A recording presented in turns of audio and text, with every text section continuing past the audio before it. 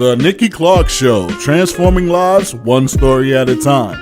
If you would like to be a guest or become a part of our live studio audience or even to become a sponsor, just go to www.NikkiClarkeNetwork.com.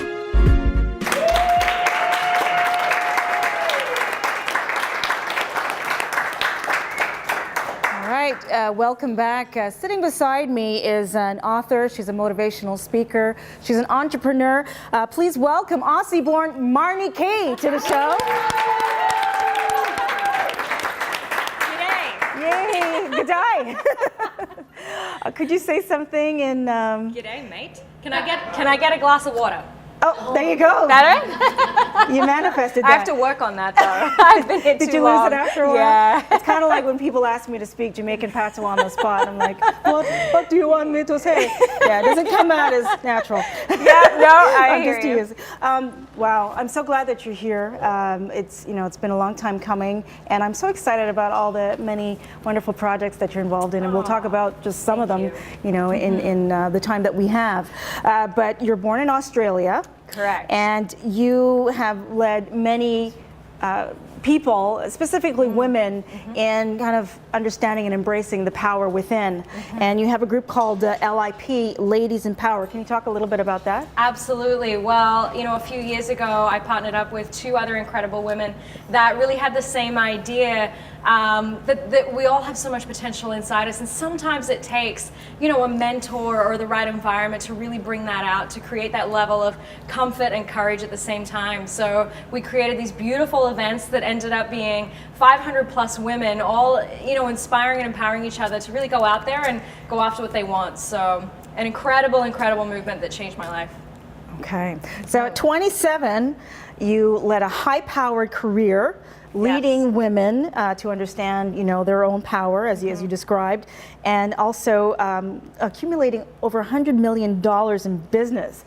At 27, that is huge. I was actually running, over $100 million businesses actually. I ran Eastern Canada, the US for some major fashion retailers, and had really just worked my way up from a very young age. All I knew was to work hard and you'll get the results. Who taught you that ethic? My dad. Your dad. I watched my dad for many years work harder than most, and it really, I talk about, in the book we're going to talk about in a second, how what you're impressioned with as a child is often the beliefs you grow up with, and one of those was very much the harder you work, the better person you are, the more you have to give, and that was a firm belief that I grew up with, and that caused a very near burnout in that high-powered career just a few years ago. So okay, so let's allude to that. So at 27, you had from outside purposes, people looking in.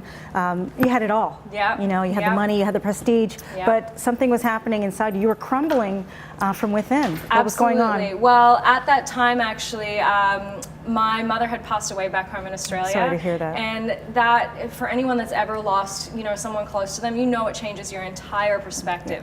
And I really started to think a little bit differently about what I wanted my life to look like. Not what did I think it had to be, what should it be, what did I really, really want? And I realized I'd never really allowed myself to really dream in that way, and that put me on the path to really start to study this idea of belief, this big idea of belief that beyond you have to believe, we don't really know much about it and how it works, and that led to studying some absolutely incredible people, some beautiful mentors who I've really been fortunate to surround myself with to really bring that idea of discovering the power of belief to a bigger audience. And you've got some powerful people in your corner like Bob and Linda Proctor. Yeah, they're amazing. Fantastic. Huge contributors. Huge contributors. Yeah. Now, what is belief? I mean, you hear it a lot, like believe, I believe I can fly. I mean, you hear it a lot. But great song, by the way. It is a great song. Somebody sent it to me the other day. But what does it really mean? What does it mean? And that was exactly what I came to.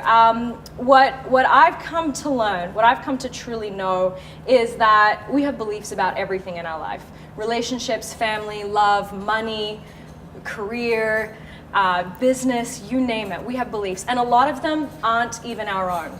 A lot of them we've adopted in our childhood, growing up, watching people around us, and they may not even be a conscious belief. It may not be something you chose to believe. It might just be something you've picked up and it's become a story that you tell yourself. And these are very powerful. They are your truths. And what we think, say, do, how we act, how we respond, all comes from this foundation of a belief that you have. Exactly, the stories we tell ourselves. So once I started to really understand how powerful a belief was, and a belief for many of us is, I'm not good enough. I'm too fat. I'm too thin. I'm not smart enough. All those not enoughs and twos are a comparison with what we think we should be and who we're supposed to be. And that ultimately dominates and dictates the results we have around us. So that's why the discussion around belief has to happen. We have to really discover what the beliefs are that we have ourselves. And then in the book, I really talk about what to do about it. What are you going to do about it? Now you've figured out you have a limiting belief, which may be that, maybe it could be, well, I could never write a book. That's a limiting belief. That's something that you believe that just isn't true. So understanding then how you can eliminate that limiting belief and ingrain a positive, empowering one instead will absolutely change your life. Okay, so let's talk about the book. It's Belief is the New Black. I love that title. Thank you. Came to me when I was in the bathroom. Who else has good ideas in the bathroom? Yeah. Right? People get inspired there. Almost everybody. Yes. They don't want to admit it, but they do. They do. So Belief is the New Black, Yes. and so that happened. You published that not too long ago. Yep. Started that project about 1.5 years ago. Okay. It is coming to fruition. It'll be out on shelves in about 3 or 4 weeks. We're just finishing Yay, final gotta clap for edits. that. Yes. That's a huge accomplishment. I know what it takes. Much bigger than I ever thought. But if I can do it, anyone can do it. So we're excited about that. Okay, so in the book, it talks about limiting beliefs. Yep. It talks, I guess, about embracing new ones. Creating new ones. Yep. How to create a new one, how to put it in place of the limiting ones, and then really how to move forward.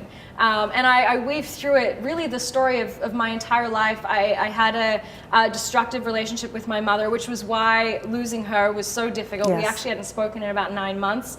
And I held a lot of limiting beliefs, unconscious ones, towards her and towards our relationship. And as a result of that, I really worked through depression, anxiety, you name it, the whole gamut for a few years, and until I really started to understand that I had created all of it. And if I can create it all, then what kind of life could I create instead? So fantastic. Well, I applaud you for doing Thank this. you. It's a huge accomplishment. Yes. And again, where can people find the book Okay. and know more about Marnie Kay? Absolutely. Okay, you can definitely head to my website, which is marniekay.com, MARNIEKAY.com. Also, I would love for everybody to join me on an international movement that you've probably seen floating around. If not, you will very soon. It is a social media movement that I'm asking everybody to announce, share, proclaim what you believe to be true or what you want to believe to be true. So it could be a simple belief that I am beautiful. I believe I am beautiful. I believe I am powerful. Maybe it's something you want to change in the world. I believe that in my lifetime, world hunger will no longer exist. Something really beautiful and empowering. Share it with the hashtag Belief is the New Black, so that I can find you, and I am posting them all on the website, beliefisthenewblack.com, so everybody can see all these beautiful, empowering beliefs and really join in that movement together. If you do this today, I do have a gift for you, a wristband, which is also Belief in the New Black, so you can remind yourself every single day that belief is everything. Awesome, awesome. Thank you. Can I do one now? Yes, Okay. please. I believe everyone has an incredible power within them, and I believe that the ability to love will overcome all the obstacles in the world. Beautiful. I love it. Yes, that is yours. All right, we'll be right back. Thanks, Marnie Thank Kay. you. Thank you. The Nikki Clarke Show, transforming lives one story at a time. If you would like to be a guest or become a part of our live studio audience or even to become a sponsor, just go to www.NikkiClarkeNetwork.com.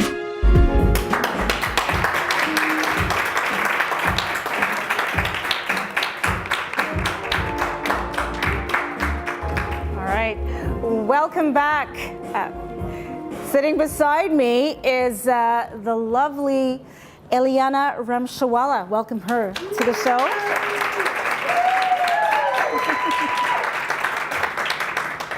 Isn't she lovely? Yeah. Now you look like, like a pro. You're so composed sitting beside me. It looks like you've been doing this for what, 7 years? Yes. Yes. How old are you? I'm 9. You're 9. Yeah. So you've been doing this for a little bit now. So tell me, you do so much for the community. I have to really, if I was wearing a hat, I would tip it off and congratulate you for what you do. Well, when did it all start? Well, it all started when I was in hospital and I asked my mom where all the toys and stuff were coming from when I would win games. And she told me people were donating them to the hospital. So when I got out of the hospital, we went to Vegas and I won lots of teddy bears, and it was like 2 suitcases full of teddy bears. Okay. So we went to the Sick Kids Hospital and I donated them, and everyone kept telling me, keep one, keep one. And I'm like, one less kid that doesn't have a teddy bear is one less kid without happiness. Oh, that's beautiful. You're very kind. So let's talk about the time you spend in the hospital, or you did when you were first diagnosed. What were you born with? I was born with a lymphedema malformation. What is that? It's poison that goes into your veins. So I almost died from it when I was 2 years old, and I've almost died from it a few times now. But you're here, Yeah. and you're beautiful, and you're you. doing great things. Thank you. What makes you so strong? Yeah. Well, what makes me strong is my mom, because she tells me never to give up. And if it wasn't for her, I don't know what I would be doing right now. Aw. I think I'm going to cry too. That's beautiful. So is your mom your heroine? Yeah. Is she one of them? Who else do you look up to? Michael Jackson. We're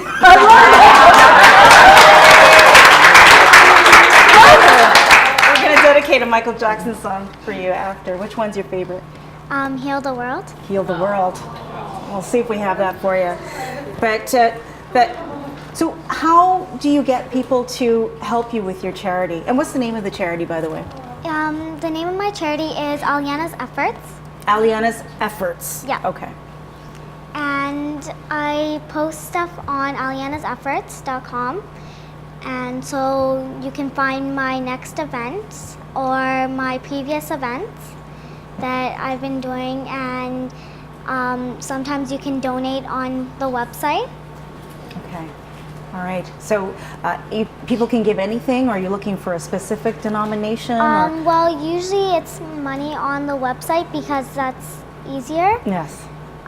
So when I did the Calgary floods, some people donated money onto my website, and then some people we collected bottles, and then we got the money from the bottles. Right. Too. So. Okay. So different ways that people can help you. Yeah. Right. And have you met some other children who have the same thing that you have? No. You haven't met them? Yeah. Would you like to Yeah. connect and see, and to kind of understand what they're going through? They're probably going through the same thing, and you Yeah. can share with them. I think that'd be a good thing to happen. Yes, it would be. What would you like to be when you grow up? I want to become a pediatrician A pediatrician. Oh, why? because then I can help children and not have to go through the same thing I had to go through. And make kids happy. And make them happy. Do you like making people happy? Yes. Yeah, because it makes you happy. Yeah. When you're in the hospital, which hospital did you get some care? Where was I that? went to Sick Kids Hospital. Second. Do you like that hospital? I love that hospital. They saved my life. They saved your life. Yeah, they are special. They're really special, just like you. Thank you. What would you tell someone right now, if you were to look into the camera, someone who's a sick child and doesn't have someone strong in their corner, what would you tell them to make them feel better right now? Well, never give up, because you should never give up, and you have a long life to live. And keep going and don't give up on yourself.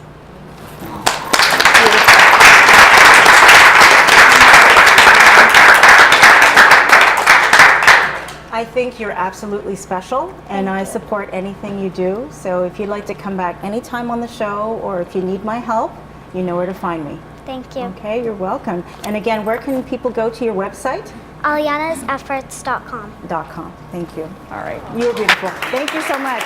We'll be right back. The Nikki Clarke Show, transforming lives one story at a time. If you would like to be a guest or become a part of our live studio audience, or even to become a sponsor, just go to www.NikkiClarkeNetwork.com.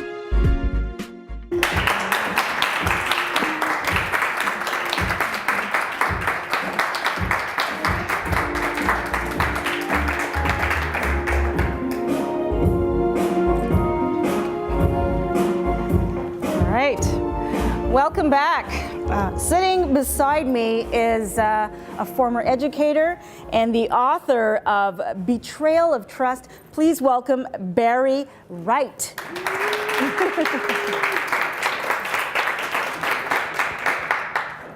Now, we were just having a discussion earlier, and it turns out that we're cousins.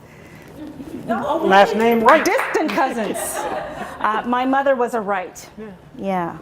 Yeah, so we finally agreed. I guess Ireland is where it started. I think Ireland is where it started. And across to Scotland. Well, a lot of mine settled in Blantyre, just outside of Glasgow.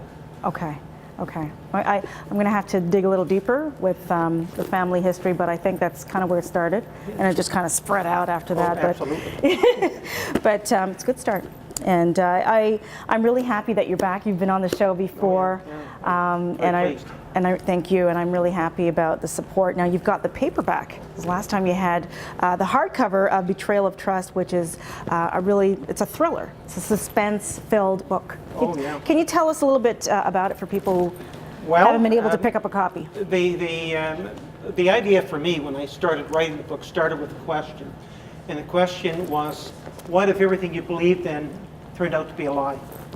That's where it started. And the main procrastinator here, in this book, Edward Slocum, found out one evening that when he went for a walk on the property that housed the Chemcore Pharmaceuticals, of which he was the executive vice president, that the building 3C, that was at the end of his walk, was occupied by a number of people that had automatic weapons, which really surprised him. He did not expect that to be the case. As a result, he obviously became very suspicious about the company. And what ended up happening is he got more and more into the investigation of what was going on.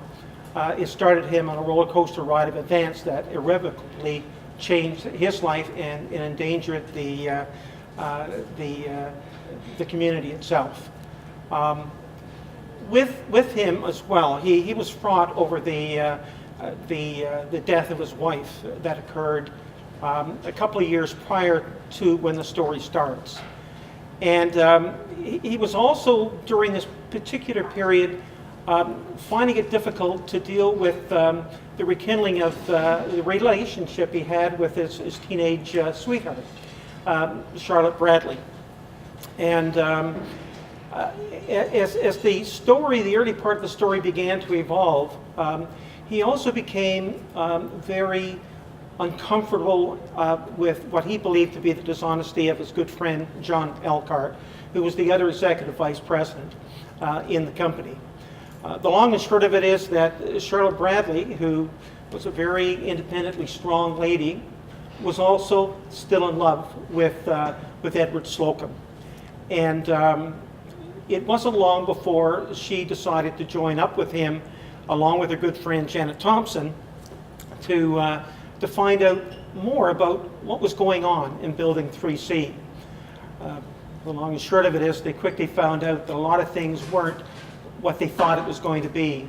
And to their surprise, of course, as they began to work at taking down the corrupt greedy CEO, William Rattray was his name, who also had ties to the local drug cartel, who was run by a very ruthless person by the name of Garcia Ortiza, who would stop at nothing to protect his business in transferring cocaine out of rural Ontario into the United States. And as it begins to evolve a little bit further into the story, they quickly learn that there was much more to learn, much more that sort of began to be revealed, more than they really expected, that surrounded the community, that looked at, where they learned about the death of his wife, because there was much more to it, as they later on found out, the true intent of Chemcore Pharmaceuticals, and of course, the strength of their moral fiber to deal with these issues. It was all this kind of mixed together. And as you said, the book is a suspense, action-packed thriller with some naughty bits in it. And, but it was written really for both genders, teenager to adults. And I hope that by putting this book together that it would draw the reader in, and in a way that would always keep them guessing as to what would be happening in the next turn of events. And hopefully I've done that. So really, in a nutshell, what it gets down to is three friends joining together to take down the corrupt CEO with ties to a local drug cartel, to find that they're on this roller coaster ride that ends up exposing corruption at the highest levels within business and government. That's really what it gets down to. All right, Betrayal of Trust. Now you've got a series of books, is that correct? Yeah, actually, it's sort of, I think I mentioned to you before, and it's sort of interesting with that, with what happened this evening. As you know, I had cancer, and cancer sort of redirected my attention where I found I couldn't sit for any length of time, so I ended up getting to short story writing. And out of that has now come the beginning of a series that deals with the Inspector Alexander mystery series that's located in Bournemouth, England. And the period I've chosen is 1938 to around the 40s. Mainly because I find that area a very interesting period, certainly in the times. What I've attempted to do with the writings through the blog, so that my followers, I have a fairly good number of followers, get an opportunity to see other parts of my writing. What this blog does, because it's really, right now, it's two stories. The first one was Faithful Choices. The next one, the one I'm working on right now, is called Angel Maker. But it was designed not only to tell a story, but to make it interactive to the reader. So, for example, what I mean by that is the following. When you normally read a story, that's really all you can end up doing. You just read the story and you try to image it yourself. Right. But within these stories, what I've attempted to do is to set up opportunities for example, say you're interested in a particular film that I mentioned within the story, you can actually tap on the link and go to that movie and watch it. So you get a feeling for that area. If there's a comedian that's mentioned, I try to find a link that connects you to that comedian so you get a sense of it. So that as you're looking at and reading the story, you're at the same time getting a sense of the time period that you're in. And this is something I've been experimenting with in the blog.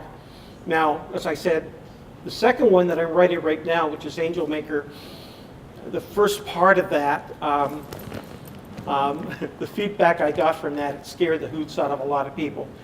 The reason why it did is because part one of that dealt with a horrible murder of a very young girl.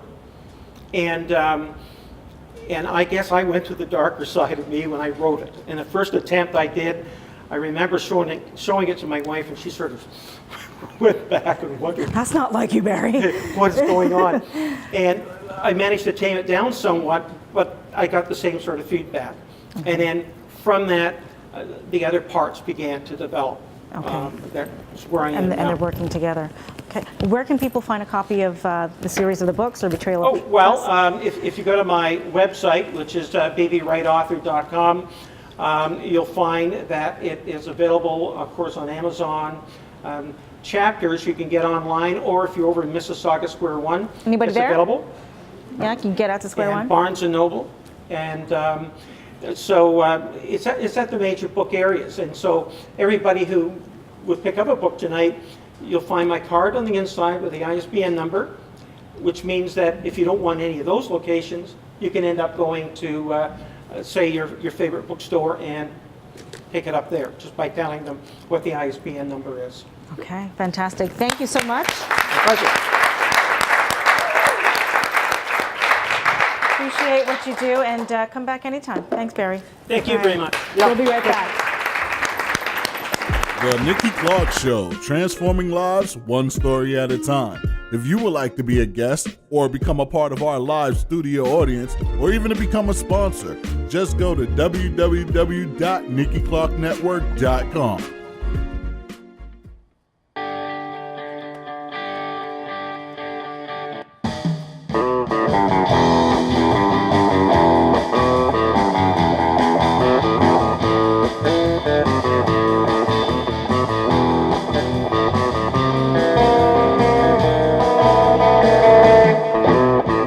En tu pelo tengo yo el cielo, en tus brazos el calor del sol, en tus ojos tengo luz de luna y en tus lágrimas sabor de mar, en tu boca hay un panal de miel, siento ya tu voz por tus ojos y tu boca, por tus brazos y tu pelo, por tus lágrimas y voz me muero. Eres todo lo que anhelé y yo por eso me enamoré. Siento campanitas muy adentro del corazón. En tu boca hay un panal de mieles, siento aliento, siento ya tu voz por tus ojos y tu pelo, por tus lágrimas y voz me muero.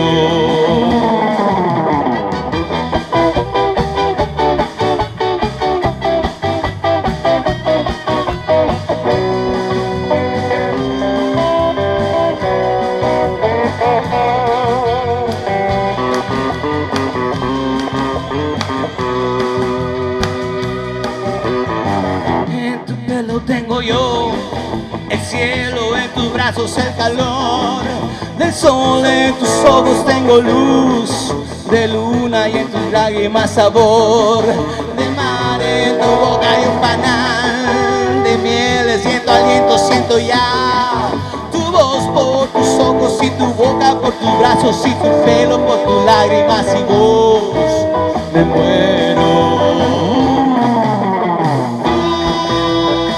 Eres todo lo que anhelé y yo por eso me enamoré. Siento campanitas muy adentro del corazón. En tu boca hay un panal de miel, siento aliento, siento ya tu voz por tus ojos y tu boca, por tus brazos y tu pelo, por tus lágrimas y voz me muero.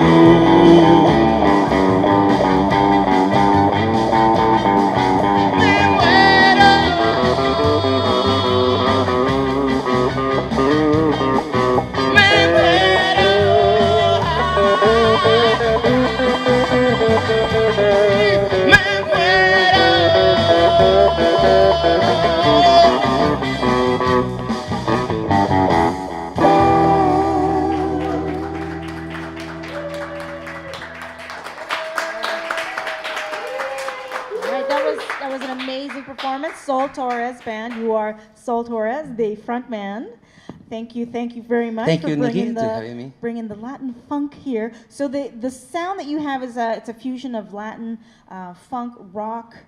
Well, little bit of everything? When you came to Toronto, you realized like the multicultural and your Multicultural, yes. influence for everything. Yeah, Okay, you so- surround it. Yeah. And that definitely plays out in your music. So the Yeah. song that you performed, is that something that you wrote? No, this is a cover song. It's a This cover is song? yeah, Okay. this is from a mariachi's song. Yeah, but Okay. now we fusion it with some rock, vintage surfing thing. Awesome. And who was the guitarist that was on the stage No, with you? my producer Javier, Jimmy, Jimmy Quito is the Fantastic. artistic name. Yeah. Yeah, I love it. And where can people find you? Where can they go and find out more about your If you're going events? to Facebook, Saul Torres, check it out, music band. There you go. Okay. And what can you tell musicians who are coming up in Spanish about just hanging in there? What would you tell them? Going on, and fight. En español, en español. Lucha. Mucho. Thank you so much. It's a pleasure. Thank you, Nikki. All right, you're welcome. The Nikki Clarke Show, transforming lives one story at a time. If you would like to be a guest or become a part of our live studio audience or even to become a sponsor, just go to www.NikkiClarkeNetwork.com.